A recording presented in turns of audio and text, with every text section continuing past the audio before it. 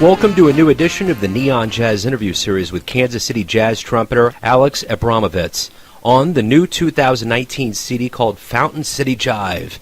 He talked about the players, how he arrived at such a playlist, and so much more. So please, get to know him and this new project, and dig this interview, my friends. Hey, Alex, thanks for reaching out to Neon Jazz.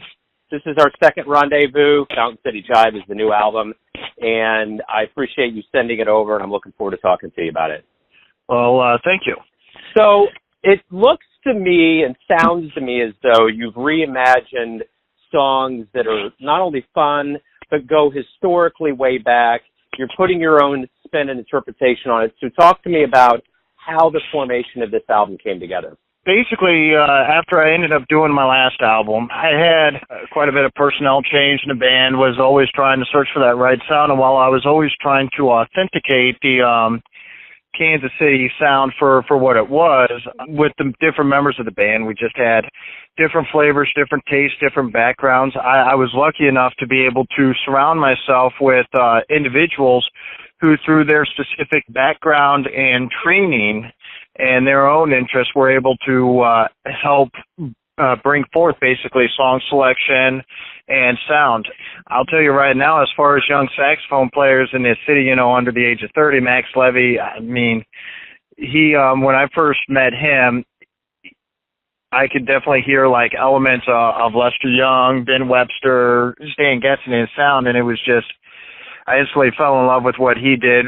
Pretty Ricky, who plays guitar for me, he also went out and got a banjo at one point in time because he wanted to start trying to bring a New Orleans flair to the group as well.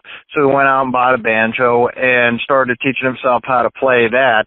And so between the different styles of music that interest him, that helped create that. Then we were lucky enough a couple of years ago to get like a really big boost to the band. Our drummer, Lisa McKenzie, who spent 18 years with the Grand Marquis, which was, she's one of the founding members of that group, she was able to bring 18 years of professional music and performance experience as well as recording experience. So she was really like able to help out with how this album direction went. And then because of her and Ricky, we were able to get a real great find, and not only a guy who could play one instrument or two instruments, but could play three, and that was Jeff. Jeff really understood the style of bass that we were looking for. He also plays a fantastic tuba, and his trombone sound is absolutely beautiful. And then, of course, is my good friend Reggie Watkins on piano, who spent his year studying in the kind of, I would consider the Mary Lou Williams tree, because his teacher as a young pianist when he was in school was a person who had actually spent years being taught under Mary Lou, and then when Reggie was in college, he actually got that opportunity to, while at the conservatory, play for Mary Lou and get help from her, and she helped teach him how to play different rags and certain old school styles. So all of that just created this unique flair.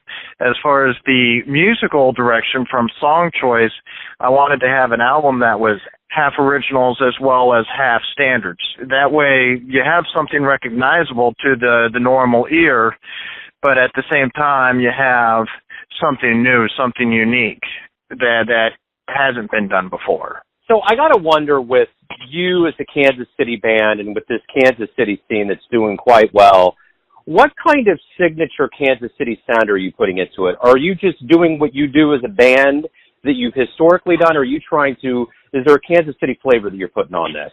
I mean, I would say in this particular album, I would say it's about a third New Orleans, Chicago, about a third Kansas City, and I would say out of the rest of the third, it's probably, I mean, when I talk about songs like, or you listen to Simply You or The Loneliest Monk, Simply You, you'll hear a lot of Bird influences. In The Loneliest Monk, I based that one off of the changes of Well You Need It and created a contrafact that I thought would swing hard but still be able to please people who love bop without necessarily enjoying just Kansas City or New Orleans. But of course, when you talk about songs like Jumpin' at the Woodside, that one was one that I listened to probably about 8 or 9 different recordings between Count Basie and Benny Goodman, just to try to come up with my own take on it.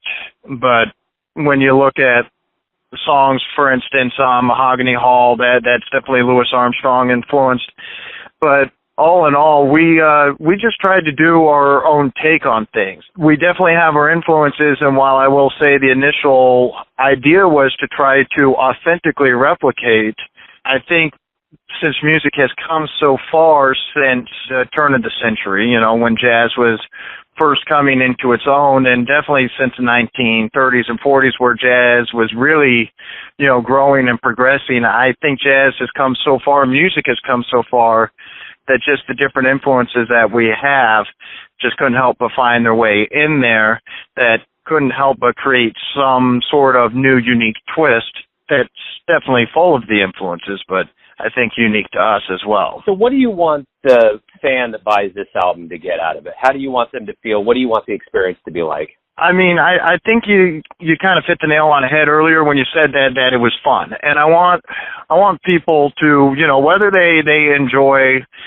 jazz as a casual listener, whether they enjoy jazz as a fanatic listener and a critic of sorts, or whether or not they've never had any exposure of jazz, I want people to have fun. I mean, there's this person who I've met in the jazz scene over the past year, and I've seen her quite a bit at the Black Dolphin, and one night she came up to me and she's like, you know, normally I don't like the trumpet, but she said with the way that you play, the way the band plays, it's just happy music. And all in all, I want people when they're listening to feel happy. Cool. That's perfect. That's a great way to wrap everything up. Alex, thanks for sending over the album. Good luck with it, and I actually look forward to seeing this performed live.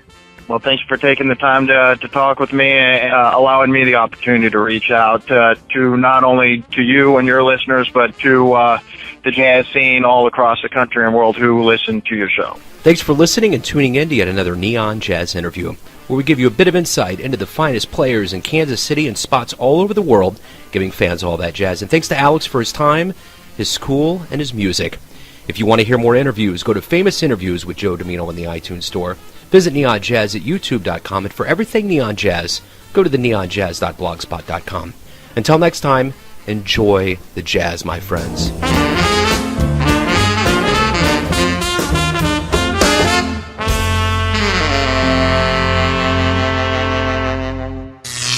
Neon Jazz.